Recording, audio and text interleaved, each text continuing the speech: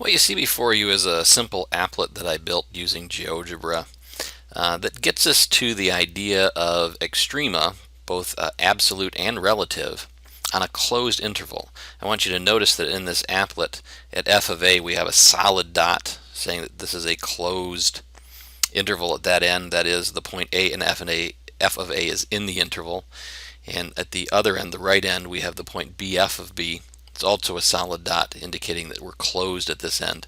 That is, the point bf of b is actually part of the interval that we have. You're going to get a chance to play with this on your own in the next lesson, or the next page I should say, in the lesson that you're currently working on. But I just wanted to give you a quick overview of what it is, what it does, and also about Extrema. So as we look at this graph as it's presented, I think it's fairly easy to see that the value of f of a at the point a and f of a is going to be a global minimum. It's the smallest value, or the most negative value in this case, that the function takes on over the interval. At bf of b, f of b is going to be a global or absolute maximum. And then we have some relative extrema as well.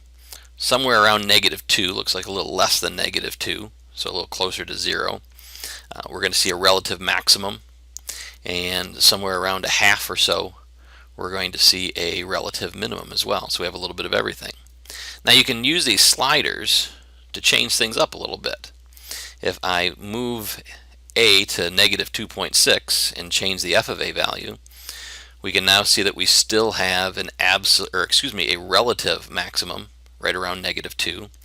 We still have a relative minimum right around a half, but that relative minimum is now also an absolute minimum. The point f of b is still giving us our absolute maximum. If I bring the point b down a little bit, maybe into here, I still have a relative maximum near -2. I still have a relative minimum near a half, but the relative maximum now is also an absolute maximum. The relative minimum is also an absolute minimum. So depending on where we adjust these endpoints to, we can get a variety of different situations involving both absolute and relative extrema. If I bring them a little closer together, let's say a -1 and b 0.2 like this, then we have no relative extrema on the interval. We have an absolute maximum at a and f of a. We have an absolute minimum at b and f of b.